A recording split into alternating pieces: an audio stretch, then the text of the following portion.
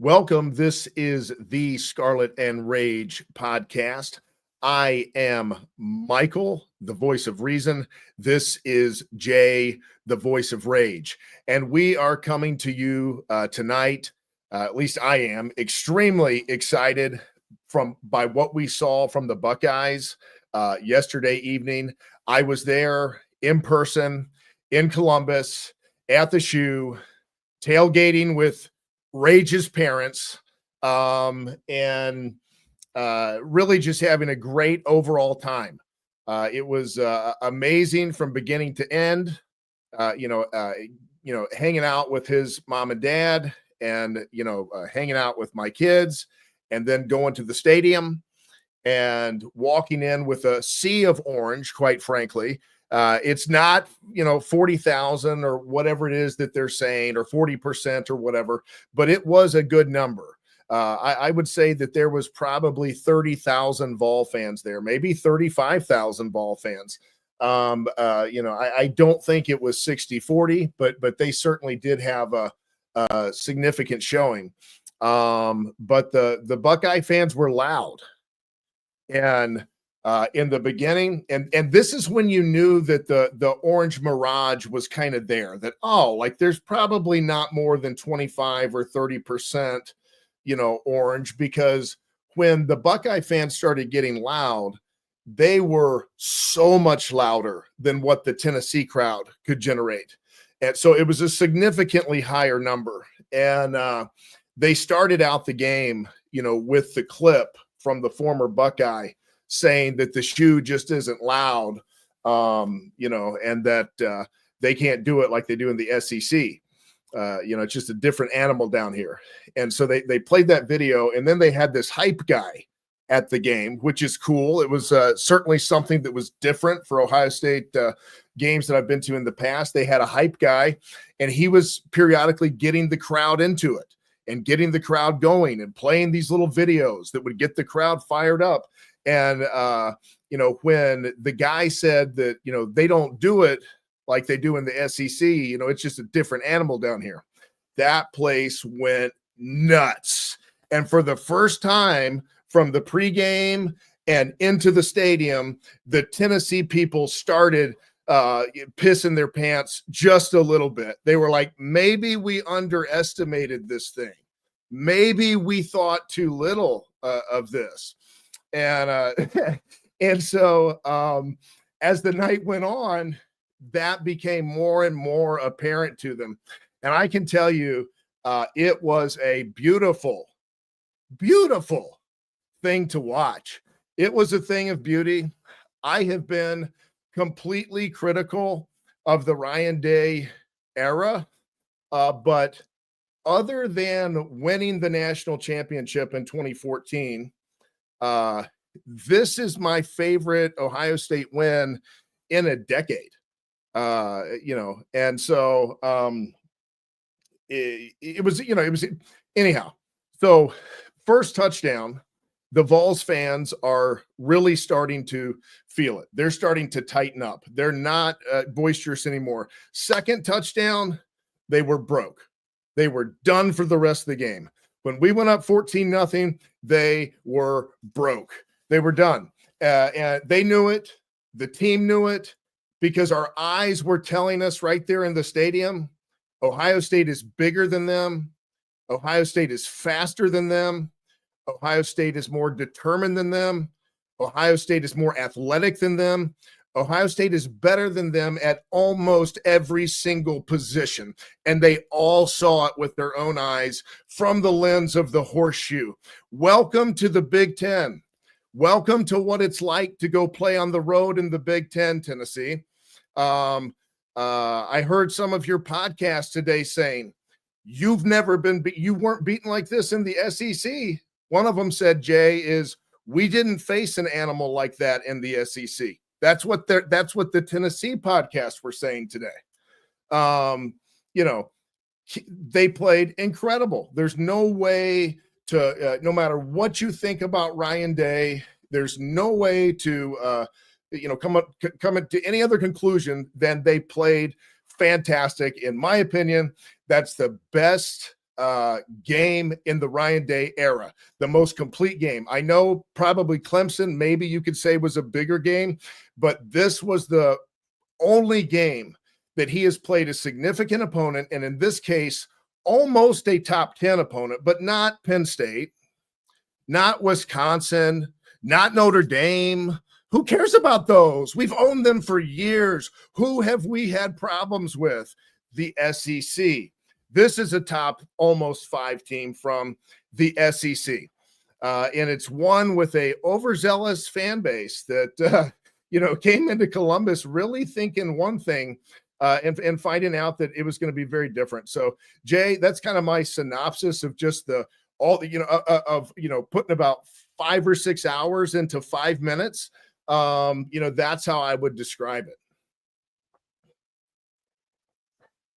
Michael, I love your optimism and your jubilation, man. I'm not going to lie.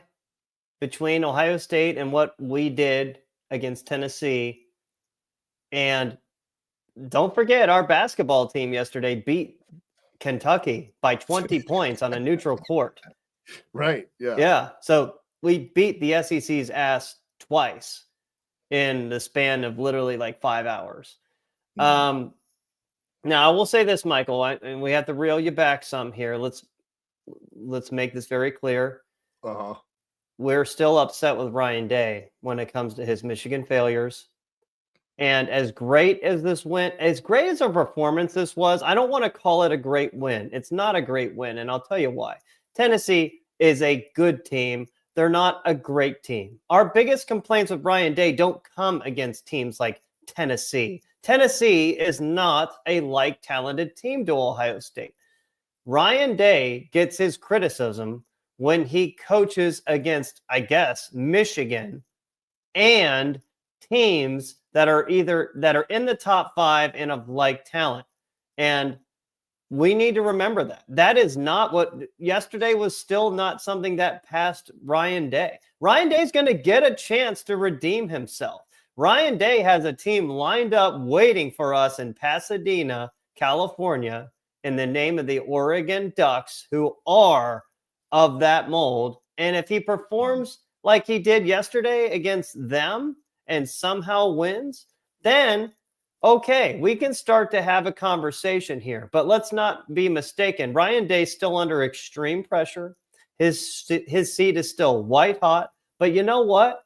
I told this guy to coach like his life depended on it the other day, and he did. He did coach like his life depended on it, because if he lost, he was getting fired. I mean, there was no mistake about it. He was gone. There would be no question. Props to him for actually like letting his balls drop for once in his life. Yep. Even in, I guess, he called a great game plan on offense, and the defense, I wouldn't say it was called well, but they performed well. Again, you're right. We were better than them at every single position, probably. I'm trying to think where they might have gotten us, and if I were to, maybe they had an offensive lineman or two that we just didn't notice. But I don't know. Here's the thing: that played out exactly like we talked about on the preview. I said the reason. Both of us said this, but the reason Ohio State needs to pass the ball is because our offensive line is always better at pass blocking than they are at run blocking. And, I said Tennessee's offensive line is the opposite. They are better at run blocking than they are pass blocking. And so, that kind of bared out to certainly be the case. But yeah, I mean, they got decent pressure, Jay. I mean, he could have, I think, blitzed a little bit more, but, other than a stretch in the second quarter, I never kind of like scratched my head. It was clear he was just kind of dropping back and a keep it in front of you kind of, coverage. And that's exactly what we said Nico will pick apart. And that's what he did. He picked it apart right down the field for a touchdown. And thankfully they moved back out of that going into the second half. And got even some pressure when they were just rushing 4. So, maybe that dictated, some of his reasoning for not sending more at times. But regardless, I would say that this definitely, first off, I'll say this definitely does not redeem Ryan Day in the full scale of his time here at Ohio State. So, I mean, this win is not like, oh my goodness, we're riding with Ryan Day 2 more years. If Ryan Day wins a national championship, yeah, you're going to say, well, oh boy, I mean, like almost like no matter what happens, like we're going to ride with Day for 2-3 more years. No, that's not, I mean, it doesn't do that at all. But what it is it is a psychological milestone for Ryan Day. He was not able to slay the Michigan milestone, but he was able to overcome the SEC monkey on his back. And I'm gonna have to push back on you, Michael. I don't think there's anything psychological winning for Ryan Day here. Like I said, Tennessee is not the barometer. Michigan is. Oregon would be. Beat Oregon in 10 days, we can have a discussion. But right now, I still need to see it to believe it, to know that Ryan Day has completely changed. Just one good game is just not nearly enough. No, it's not. I'm just saying that there is a little bit of a pattern now. He was coaching much better starting in the Penn State game and the Indiana game. And then, all of a sudden we come up against the Michigan game and it's like, what? But then this would be the result of, them going in and beating Michigan, 24-10 or something. And like now they're taking it to the next level. But it was hard to see that he could get the team to this point with how badly it performed the last time that we saw it on the field. So that alone, I give him a lot of credit for. But also, however we want to slice it, like, I know that they don't have the talent of Georgia. I know that they're not as good as Texas, but they were the number 3 SEC team this year. So here's the thing, if you would have put the Crimson Tide out on that field last night, Ohio State would have kicked their ass too. It doesn't matter. Just insert whichever SEC team you want. Outside of the top 2, Tennessee's the next best one, and they dismantled them. So to me, that is a strong, resounding symbol and shot across the nation, because the SEC hype train has to work both ways. If you're going to pump it up 24/7, 365, how it means more, how how the schedules are so tough. And it's so difficult, and all you guys do in the SEC is just beat each other up. All the narratives that ESPN has spoon-fed us for years. If you're going to use all of those narratives, then likewise, when one of those teams comes into the horseshoe, being touted by many is probably going to win, and they get dismantled by Ohio State worse than any SEC opponent. Far worse than Georgia dismantled them. Georgia didn't even dismantle them. Georgia had to fight back, and then they just, kind of took a lead as the game got deep. But it was very deep into the game before it was a foregone conclusion. It wasn't like this, where things were getting ugly quickly.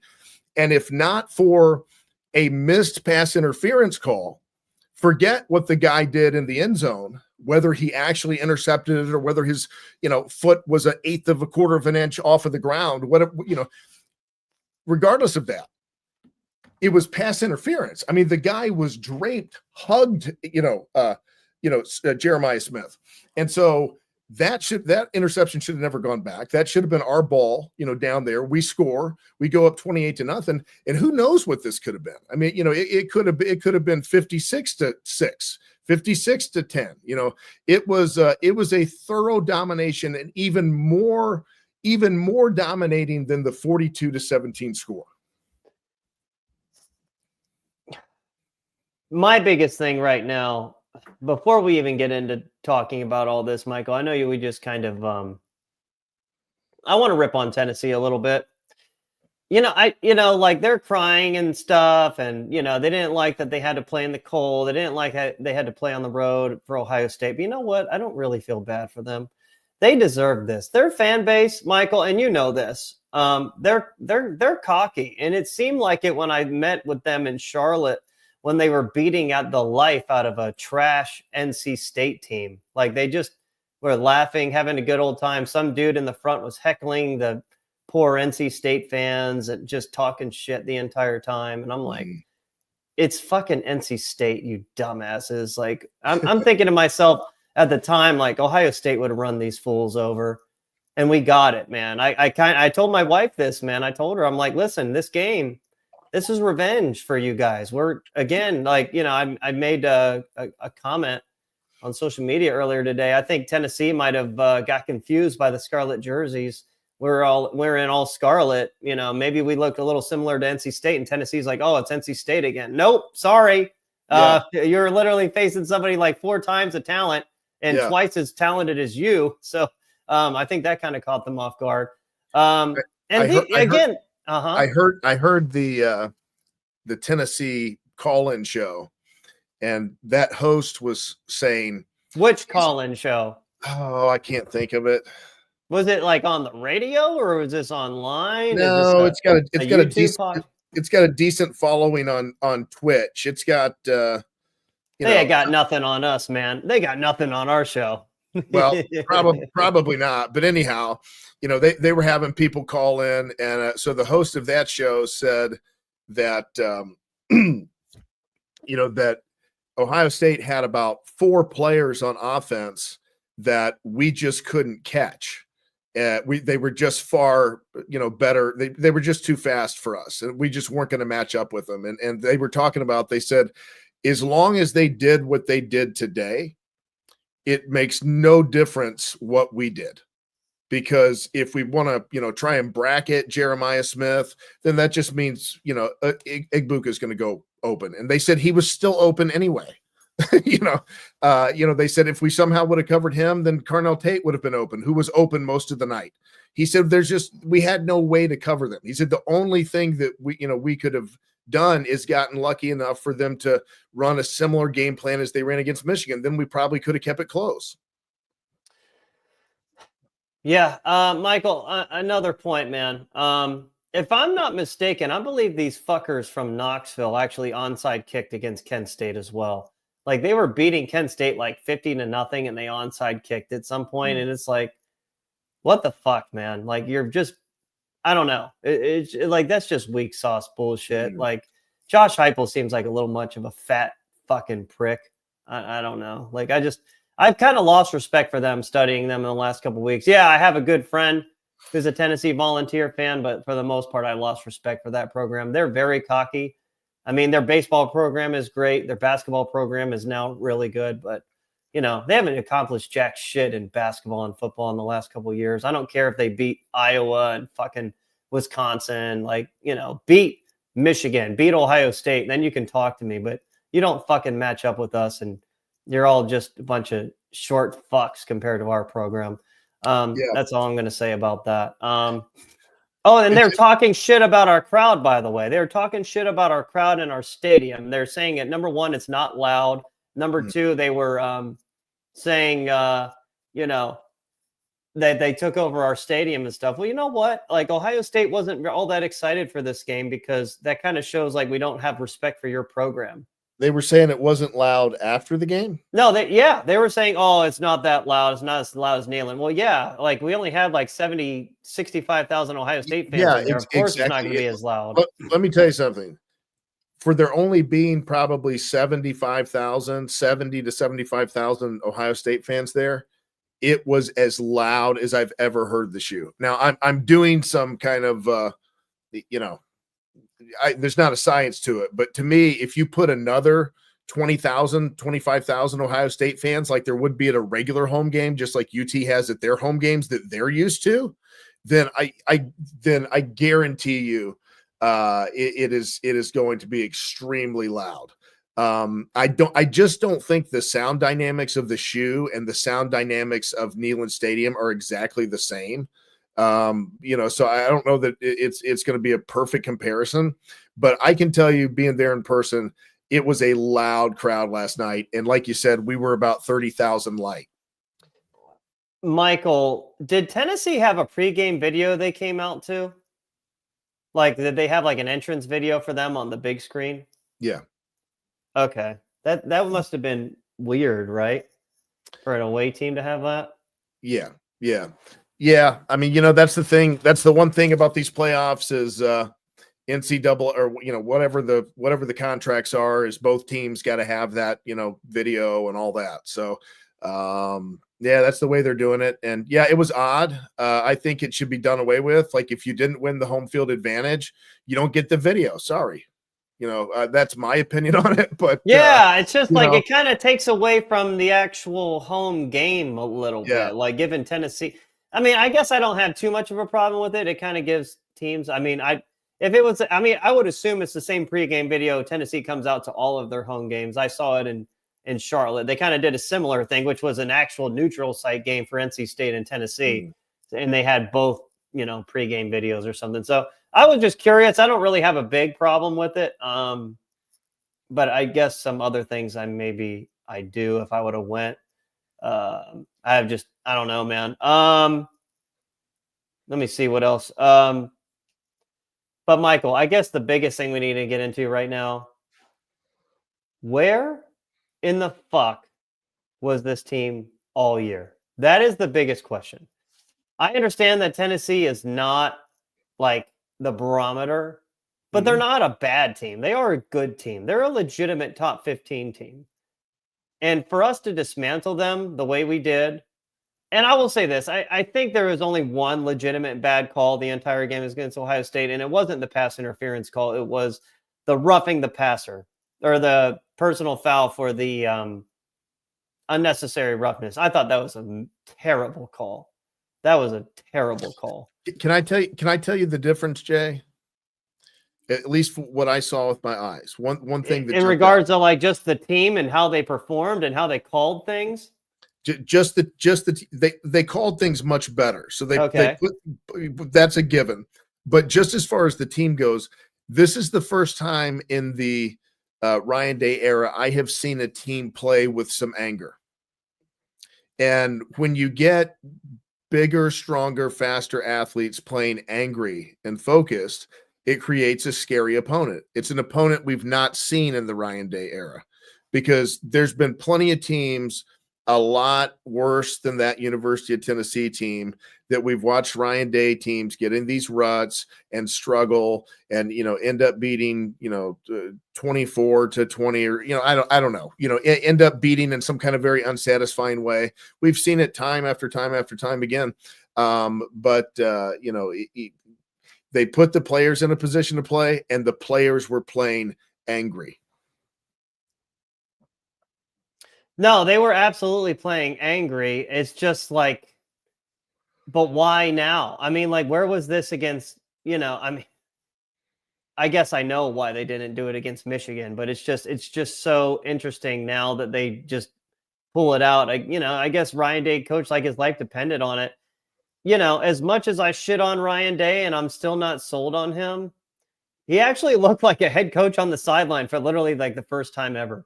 Like, I was like, he looked like just determined. He actually knew what the fuck was going on. He didn't look confused, like deer in the headlights for like the first time. Again, I would need to go back and look at 2020 Clemson game again and see how he looked in that game. And the Georgia game in 2022 that they lost. So, I mean, you can't really look at that because they still failed. Yeah. But it's just like, that looked like a guy. I'm like, okay, this guy seems like he knows what he's doing just based on his mannerisms and stuff. That was interesting there from a psychological standpoint, I would guess, his disposition. Yeah, no, there's been a difference. I mean, personally, I've noted that I've seen a difference in a handful of games this year. And then, the Michigan debacle made you question, like, oh, well, I don't know. But it certainly seemed like last night there was a difference in him. And yeah, I mean, he's got to prove that he can do it too, let alone 4 times. Let's not talk about national championships at this point. That has been the kind of the Ryan Day downfall to an extent is teams have petered out in the end. They haven't finished strong. Usually it's been the Michigan or and we've never seen his teams really accelerate at a point. Obviously the most recent example is the 2014 team, which 59-0 Wisconsin, win against Alabama, win against Oregon. They accelerated. And so I'm hoping that this is the acceleration, but I'm also in the back of my mind, I know that Ryan Day has never shown he knows how to keep a team angry and hungry over multiple games. And until he does, I'm just not going to just, necessarily make the assumption that that's definitely going to happen.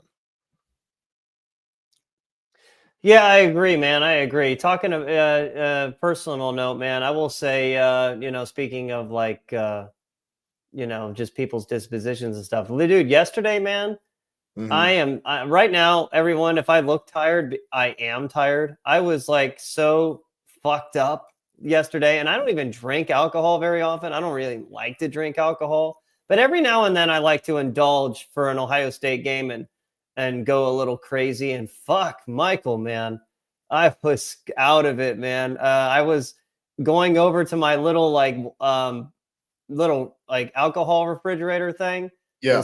And I was literally using the wrong key to try and open it. And I had to go to my wife. I'm like, listen, I'm about to tear this fucking door off if I don't if I can't get it open. I'm like looking, I'm like, well, how the fuck is this thing open? I couldn't process it, man. I couldn't fucking process. She had to come downstairs like, Jay, there's a key here. I'm like, oh fuck. I was using the damn child's lock thing to try and open it. I didn't fucking think. Yeah. But I just had so much anxiety going into this thing, man. I just, we went out to the Ohio State Charlotte bar. That was fun. I think I was probably the craziest fan in there.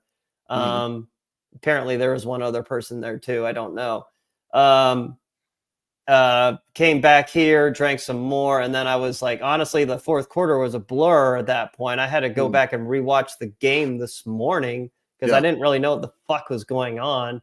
But yeah, that's again, I just didn't get any fucking sleep last night. And then trying to sober up last night at 2 a.m, drinking water. And it's like, I'm trying to figure out everything and process everything. So yeah, I'm fucking tired, man. I'm fucking tired. Let's look at some of these comments though, everyone. Michael, do we want to look at some of these comments and read off some of these, any that stand out? Do you want to take a stab at it first or, Slip and Skippy throwing out a wild theory here. I think they purposely threw that game against Michigan so they didn't play Oregon 3 times. Well, that would I tell you what, if Ryan Day that can't be because you don't know where you're going to get seated. Yeah. I if Ryan Day had the stones to do that, then boy, he's tougher, than maybe I gave him credit for.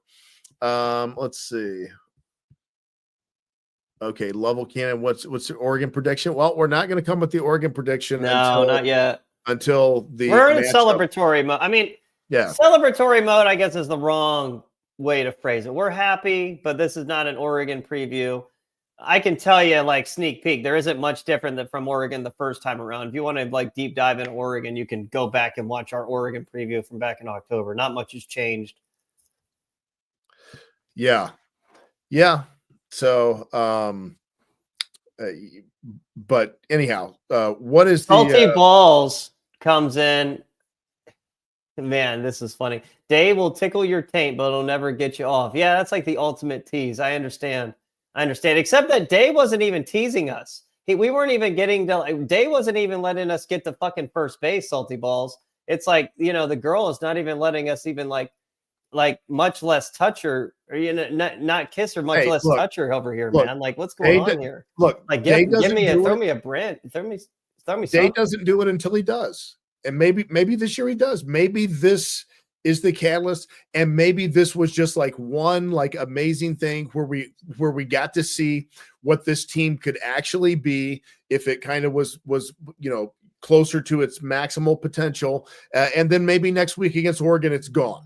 That's very possible. But it could be either way, and I mean, we really won't know.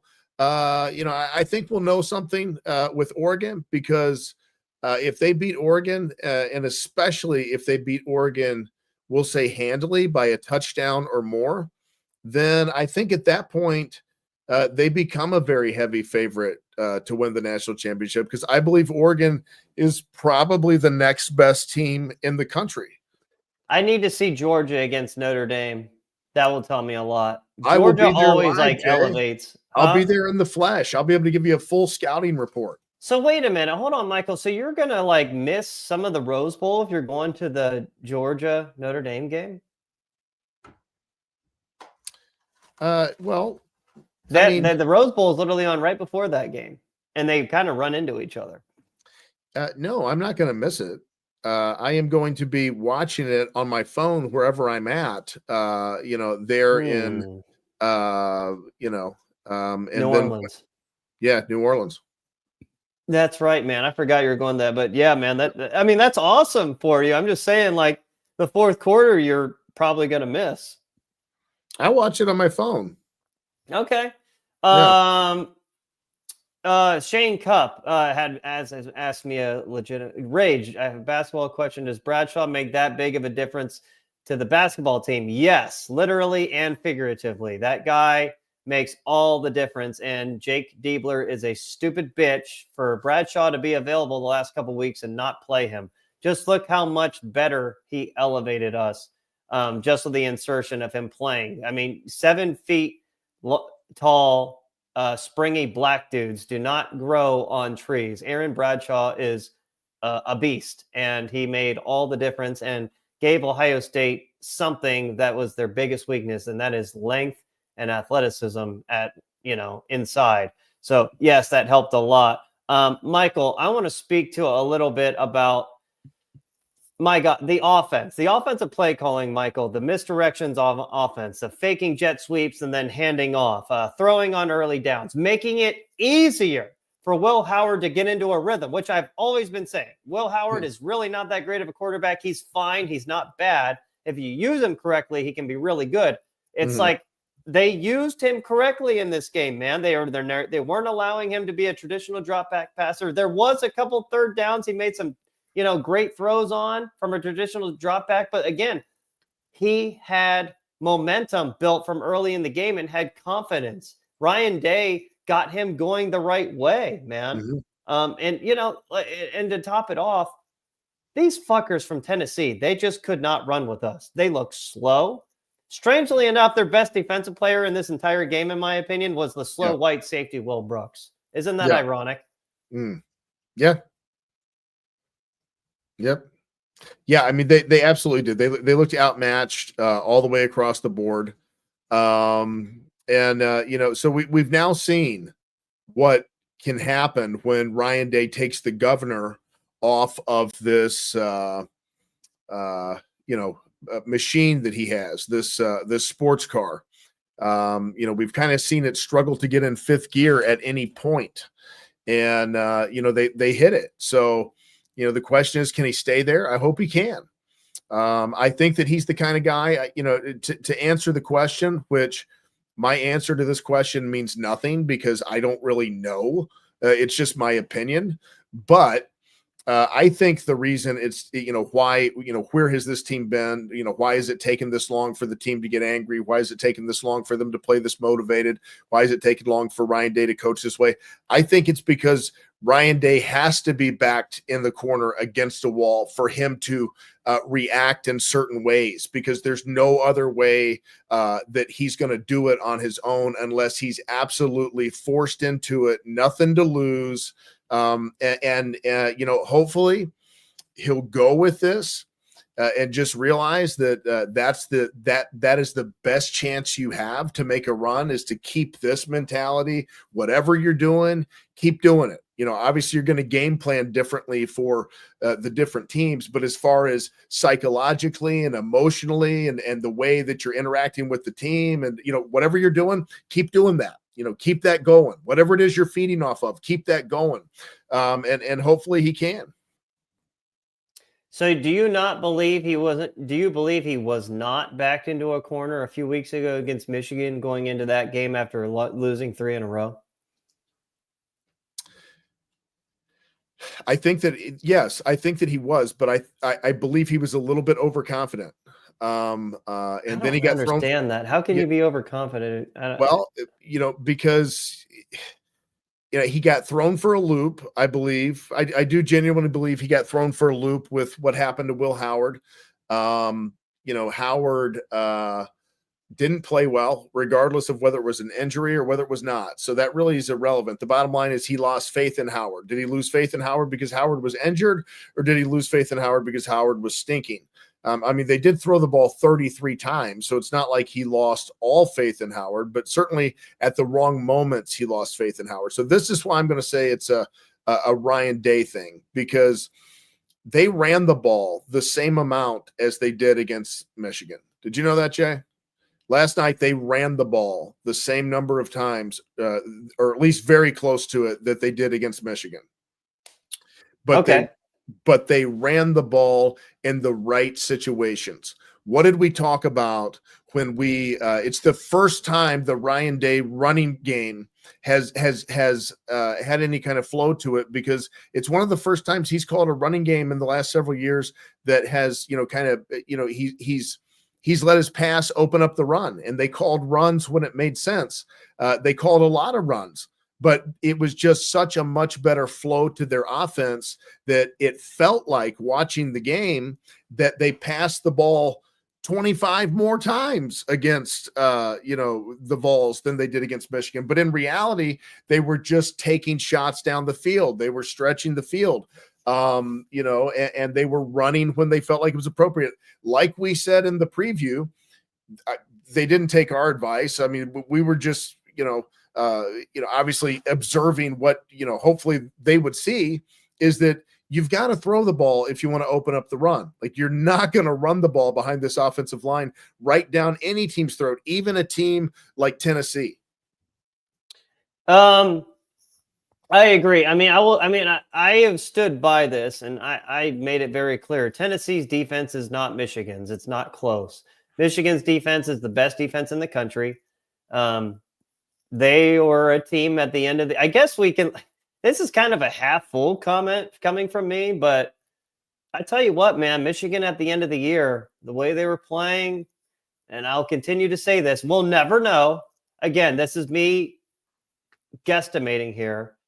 But second half of Indiana, Michigan, Northwestern, and then Ohio State, that Michigan team, with Will Johnson coming back, that Michigan team could beat anyone in the country.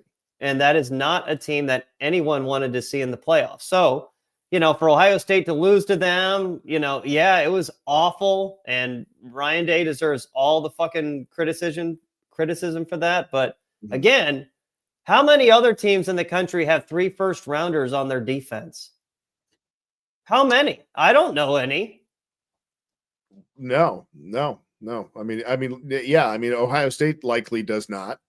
I will say this.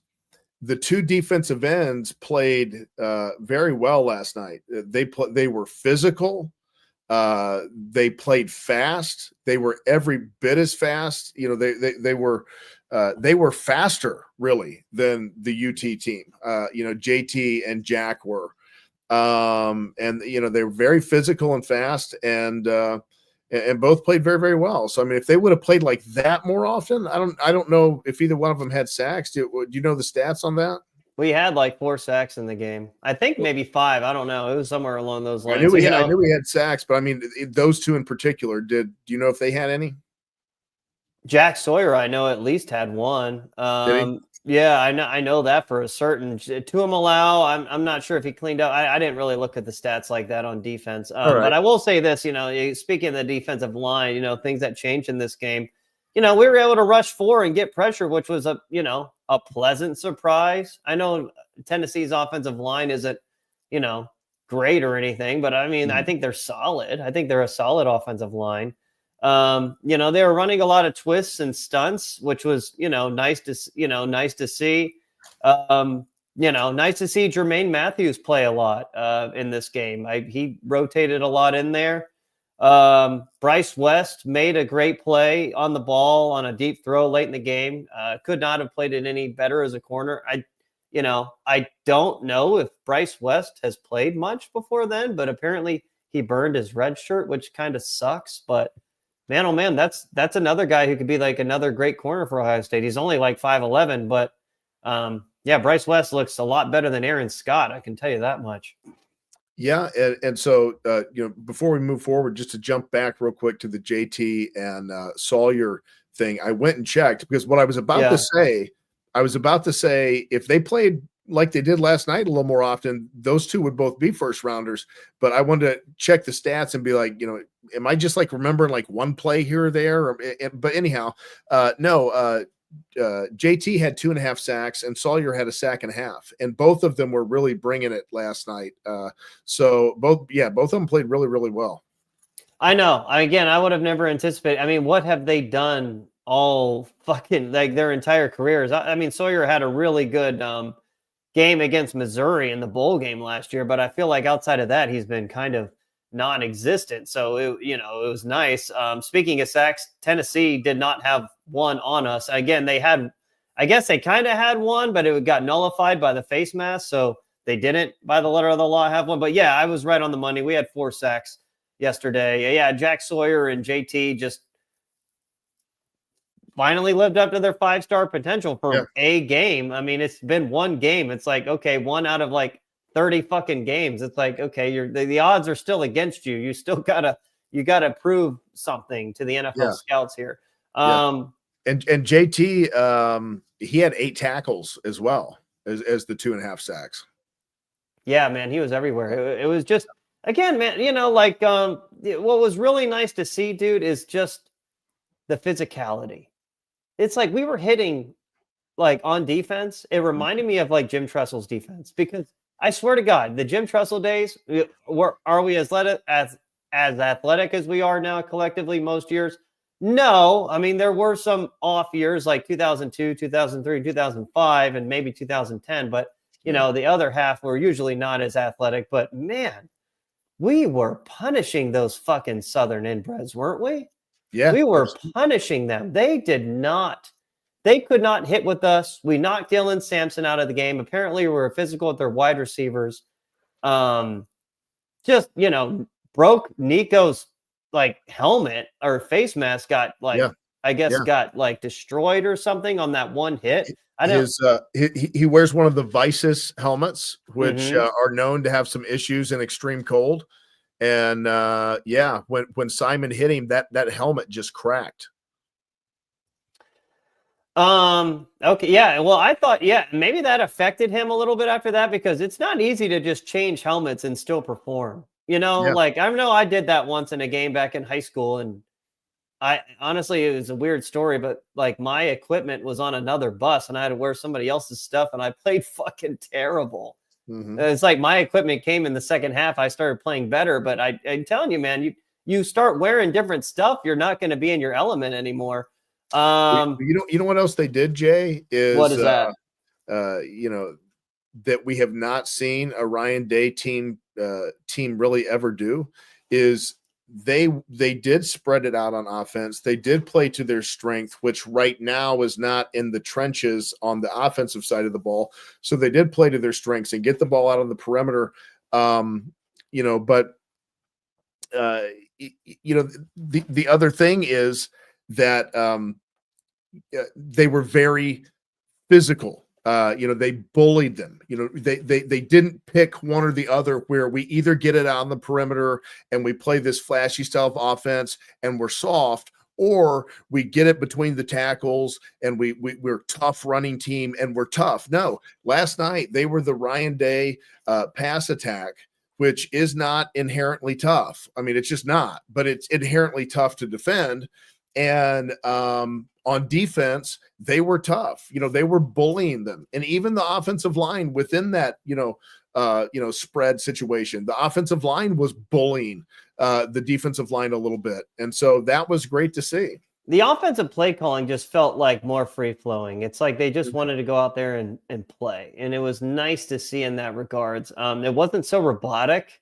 It's like they weren't like rigid. It's hard to describe, but they were having fun. Like they were just going out there. They were playing loose, a lot of misdirections. Like I said before, I didn't like before halftime. They started to get conservative on offense and defense, and it gave Tennessee some momentum heading into halftime. To be up 21-0 at the end of the first and then 21-10 at halftime. So, that kind of sucked. And I was like starting to get really worried there, but we opened it back up in the third quarter with the deep throws, man, and getting pressure on Nico.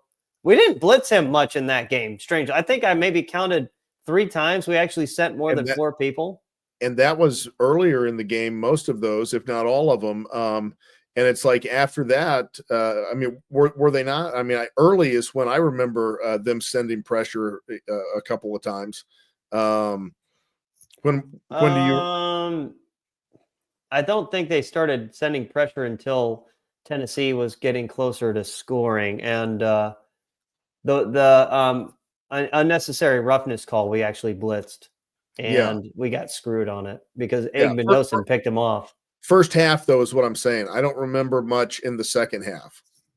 Yeah, man. Like again, it was maybe 3 times that I saw them send more than 4. Which if you're getting pressure of 4, that's fine. I don't mind. You don't have to. I don't mind not blitzing as long as you're getting pressure. If you're not getting pressure of 4, you better fucking blitz. That's all I'm going to say. Again, it is your mission to get after the quarterback. That's the way. The way you stop a good passing attack, get pressure on the quarterback. You can have the greatest corners in the world, but the longest they're going to be able to cover is 4 seconds, I would say, 5 seconds. Like you got to get the ball out of the quarterback's hands. I mean, it's hard to play corner. It's the hardest position in football to play because you are out there.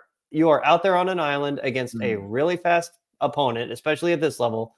But again, not everyone has the athletes. Ohio State does though too. So we can kind of run, for the most part, whatever aggressive defense we want. It's when we play like fucking Iowa and Northwestern. And I'm like, what the fuck are we doing? Like, play like you're like Ohio State. Don't play like you're Northwestern and fucking, Iowa, who can't run with Tennessee's receivers.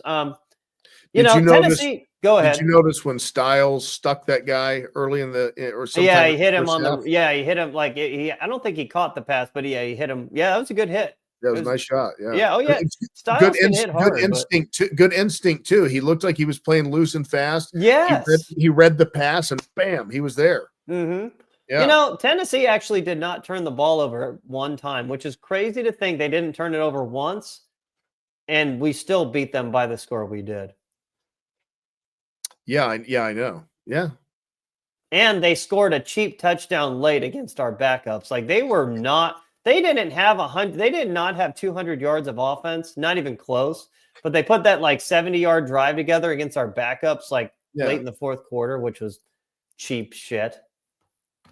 Well, and it doesn't matter at this point, but do you think that was roughing the passer? I mean, to me, that seemed pretty tic-tacky. No, that was the one call that really, I thought we really got screwed on. I don't even complain as much about the pass interference one in the end zone or non-call, because I mean, it was such a bang play. And I don't know that the guy was really grabbing Jeremiah Smith until the ball got there. And then he made a play on the ball immediately. At the very least, I guess at the very most, it was, I don't know. He might have held him or something. But again, I will say this. They let Ohio State get away with a pass interference on the other end with Lorenzo Styles Jr. against Brew McCoy in the end zone. That didn't get called either. So they kind of offset each other. Okay. So I don't complain about that. The unnecessary roughness, that was a real bullshit call. I'm like, he hit him clean. He didn't see the ball, and he just took him to the ground. I'm like, that gave him what, 3 points? Yes. Well, it took away an interception from us. Oh, yes, that's right. Yeah, it took away an interception. Igbenogson, that would have been an interception, but it got taken away. Yeah, Igbenogson played well. All of our corners played well. Even Denzel Burke. Again, you didn't notice him as much because Tennessee did not complete many passes. They were under pressure so much. And it's just, man, our secondary was just playing fucking fast, man. I don't know what else to Jermaine say. Matthews was out there. Jermaine Matthews was just playing well. Igmanosin was playing well. I mean, you didn't notice Caleb Downs, Lathan Ransom made some. Again, this was a complete game all the way around. We're running out of superlatives here. We're not trying to suck off Ryan Day. We're just, we're giving the team credit when it's due, and they do deserve credit for this win. It was a great performance. It wasn't a great win. Let me make that clear. It was a great performance, but it was not a great win. Tennessee is no barometer. Oregon is. You go out and you do something similar to Oregon in a couple weeks, then I'll start changing my tune some. Well, Jay, I mean, wouldn't you agree if we beat Oregon 25-21, like still like that, that's sufficient. I mean, just beat them. If you beat Oregon, then the narrative, we're going to have a conversation. The narrative hasn't changed. You just can't lose so many big games and be 0-4 against Michigan and just be like beating Oregon is just, absolved you of your sins. It doesn't work like that. You have to repent a lot more than that, in my opinion. But here's the thing. He can beat Oregon. I mean, if he. Oh yeah, if they showed that they are capable of beating Oregon, if they played loose and free and determined and angry out in the Rose Bowl and have fun and just fly around like demons in that beautiful Southern California weather, then they absolutely could win that game. So that's what I'm hoping for. I'm also, again, it's Ryan Day. And so there's been a lot of disappointments, and I'm certainly not going to get too over the moon when there's 3 full games ahead. We'll just look at the next one. Can he win 3 full games ahead, Michael? You think that we're going to make the championship? No, I don't think that. I'm saying to win it. Oh, okay. At this stage, starting the playoffs, like who cares about, win the darn thing. Don't get there. Win the darn thing. I'm talking about winning it. To win it, he's got to win 3 more games. So I'm not looking ahead to anybody. I'm not planning on beating Oregon. I think they're very capable of beating Oregon. Let me think here. Let's look at some of these chats here real quick. So Southwest Lion do like the announcing combo of Chris Fowler and Kirk Herbstreit. I think they're good. Fowler is the best. I love Fowler as a play-by-play guy. I actually think he's great. Tom Brenneman is still my favorite. Tom Brenneman's actually on the CW doing play-by-play. I would say he's the best play-by-play guy in college football. I would put Fowler number 2. And, crazy enough, I do like Kirk Herbstreit a lot as a color analyst. That dude is fucking weird and is a Black Lives Matter apologist. And but at the same time, like, he does know football. I'm not going to take that away from him. And for all the people saying that he's not a Buckeye, he's still a Buckeye fan. He just, says some stuff on TV. James, you need to shout out to Travion Henderson. Yes, Travion, best. Again, one of the second best running back in the country behind Ashton Genty, in my opinion. Quinshawn played as well as he could with his, the talent that he has. He's fine, but Travion is just so much better than him. And I've said that. Let me tell you, Montgomery, who was a new starter, the guard. Yeah, he did. On that, Luke Montgomery on that play, on that Travion touchdown, he came down from the guard position and sealed that one technique, and then Trey was gone. That's something we haven't had too much this year. Montgomery is like he's athletic. Like, he's somebody who's an athletic guard who can pull. Yeah, well, good. Because he certainly got down there to that one technique and sealed him off, and that was the, that was the difference. That's all he needed was that crease. Did you haven't actually watched a replay of the game, have you? No. Or have you? Okay. No. But I was mentioning Kirk Herbstreit. I find this odd. Like Ohio State Nation is just mad at him. They are mad at him. Again, Kirby's hurt little feelings. Poor little Kirby. Kirby's hurt little feelings. Or Herbie, whatever his name is. He always has to lash out at Ohio State fans. Yeah. And I don't know why he feels the need to do it. I don't know. He just has small dick energy. For being like a multimillionaire and successful, he's got some serious small dick energy. Wuss. If you want to know, I know that like this is not a political show, but Jay. Oh, it's starting to get there. Jay stirred the political waters some weeks ago, and so if you want a weak little left-wing beta, it's Herbie. So I think it's fine. He cried on national TV about Black Lives Matter. And they're all, even the fucking Maria Taylor. He doesn't even know what it is. And Black now everybody is just sitting there like. Now everybody knows it's a Marxist organization and it's a scam and it's crumbled and but Herbie wasn't George Soros the one behind it. George Soros is evil.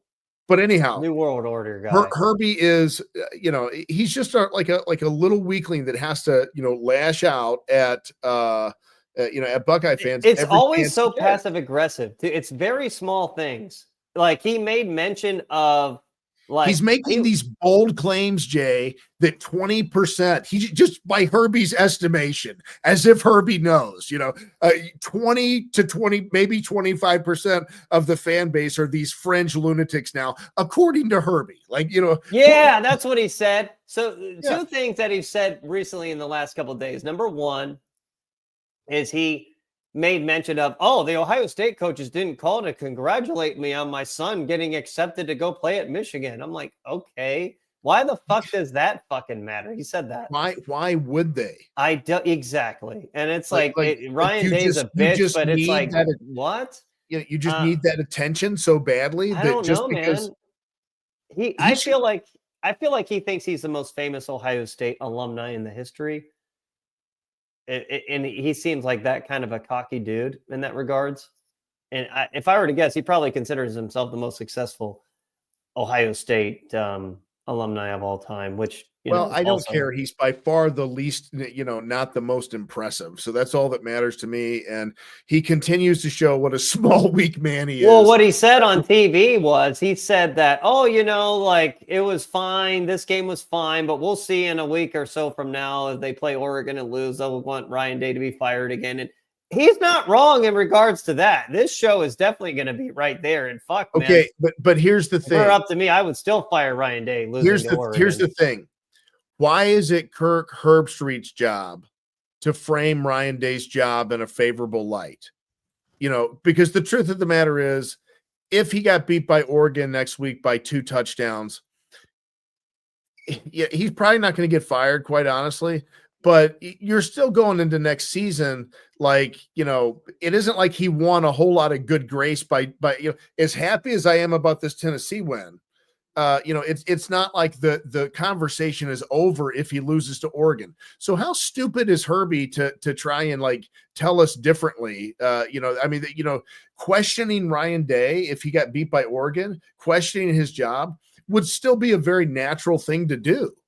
And then if next year, if it's kind of much of the same, 2-3 loss season and just doesn't really seem to go forward, or maybe even a little bit worse, then the question starts to answer itself. Now, there's a total different trajectory where Ryan Day wins multiple games and wins a national championship. And then the questions are settled. He absolutely can do it. And he not only can do it, but he can do it in the most grueling gauntlet probably in college football history of Tennessee, Oregon, potentially Texas. I like it. No, this is again, what's laid out in front of Ryan is the ultimate litmus test. Mm-hmm.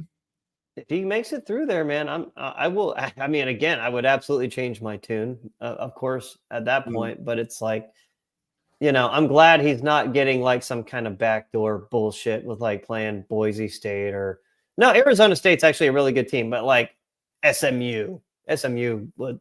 I guess, the big, I find that interesting on Friday night. Again, ESPN really got bent by the Big Ten this weekend, man, because Sean McDonough was showing his ass on Friday night, just ripping on the Big Ten.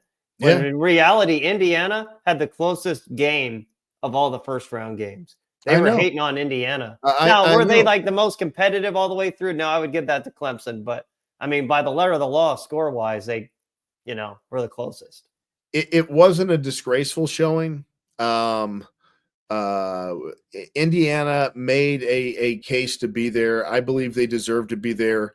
Would Alabama be better than them? Probably a little bit. Yeah. I mean, they probably would have been a little bit better. But would LSU have been better than them? No, I don't really think so. LSU that loses 5 games and loses to USC, I don't think they'd be any better. Or 4 games or whatever they lost. Ole Miss, would they have been better? I don't think Ole Miss would have fared well in Notre Dame in the cold. I really don't. I don't think that would have gone well for them. Indiana deserved. I would say like the team that was probably like might have had the most legitimate argument was South Carolina. Yeah, I were to guess South Carolina maybe. South Carolina is one of those teams you wouldn't. They're a 9-3 team that you wouldn't want to see in the playoffs, but they were still 9-3. So yeah. 3 losses. What do you think was better, Tennessee of the teams? Like, how would you rank Tennessee, Ole Miss, South Carolina? I don't know. That would be an interesting ranking. I think Alabama. I think Tennessee was better than Ole Miss. I think they were just more solid and consistent. Ole Miss might have had a little higher ceiling on a given day than Tennessee, but I think Tennessee was a better team than Ole Miss. And who was the other one you said? Yeah, just Tennessee, Ole Miss, South Carolina, and I guess Alabama, the 4 teams, because they were all kind of like similar teams, I think, throughout the year in the SEC in regards to just like. So, obviously Tennessee beat Bama, so I'll give Tennessee the edge there. And then South Carolina, that would have been an interesting matchup with them in Tennessee. I would have liked to have seen that. I think that it certainly would have probably been a close game.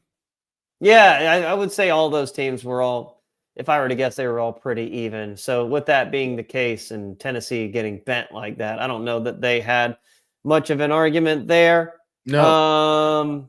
What the fuck was I going to say? But yeah, man, just to recap Ryan Day, he coached, like he actually looked like a head coach for like the first time in his life. It's like, it's only taken him 7 fucking years. It's like, that's what you're paid for you to be on day one, not fucking your 7th year, like, or whatever, 6 years. I don't know how long he's been here, man. I feel like I've tried to forget a lot of fucking Ryan Day's years and remember them at this point. This is year 6. I've been so upset. This is year 6. Yeah, year 6. But yeah, he seemed like a dude in the post-game press conference after the game, man. I give him credit for that. He was very clear, and I will say I respect this comment he made. He said, we're going to enjoy this for 24 hours, and then it's on to Oregon.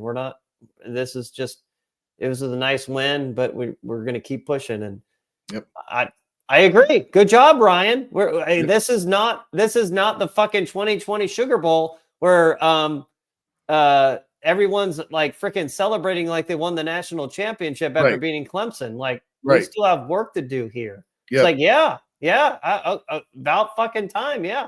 This was we didn't accomplish jack shit with this win other than just beating, a good SEC team, not a great SEC team. They're not Alabama from the last couple of years. They're not Georgia from, I don't even know if I would say Georgia from the last couple of years. Georgia's not as good this year as they have been in the last couple of years.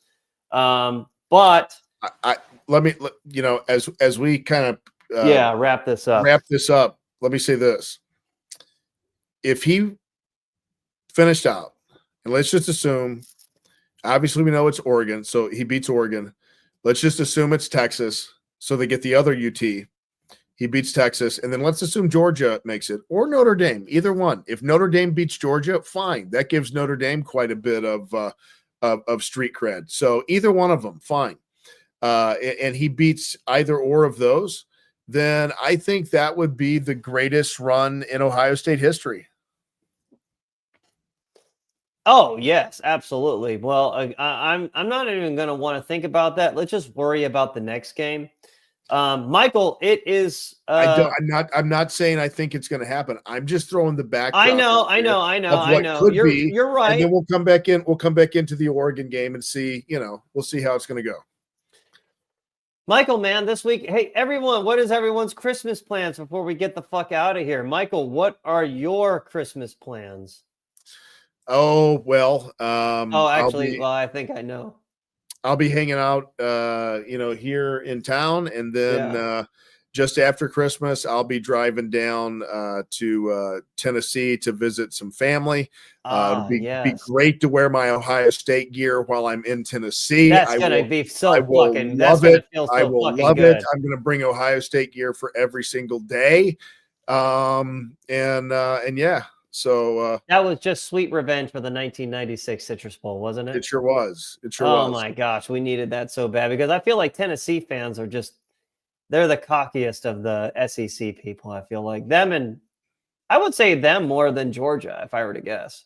Yeah, I think so. People are wrapping presents tonight, man. But yeah, so Michael, we have to preview a Rose Bowl, and obviously this week is a holiday, so if I were to guess, we'll be back in probably 7 days from now to preview that. Yeah, so or 6 days, I don't know what the fuck day is it? Or is the 22nd? Yeah, when do we want to preview this Rose Bowl game, man? I would say the 29th. Probably so. I think. Are you going to be in Tennessee? No. Well, I may be, but either way, whether I'm there, whether I'm not, we'll be able to do it. Yeah. Okay. Yeah. No, for sure. All right. So I'm looking at some of these comments here. Slip and Skippy says he's going to watch the Steelers lose. I told you, man. Slip and Skippy, you're taunting up the Steelers all year, but I've told you they're always like the also ran teams. Like they never beat the best teams. They're always consistently good, but they're never great. Can of Spam and bottle. Okay, Salty Balls, I see you. Wrapping presents tonight. Taking time off. Southwest Lion, taking time off from work at home with wife, 2 dogs. That's awesome. Always great to take time off in the holidays. Fuck yeah, man. One game at a time, beat. Yes, beat Oregon. We're going to bring it 1 week from now. Michael, I don't have anything left. Merry Christmas, everyone, not happy holidays. Anyone who says happy holidays, make sure you correct them because they're wrong. It's Merry Christmas and have a happy New Year. Although we'll see you before the New Year. Awesome. Slip and Skippy's got a couple weeks off as well. All right. Well, we'll be back. We'll put it out in the community notes exactly when you can expect us to go live again for the next ones. We appreciate you guys. Great win by the Buckeyes, and we will see you here in just a little bit. Go Bucks.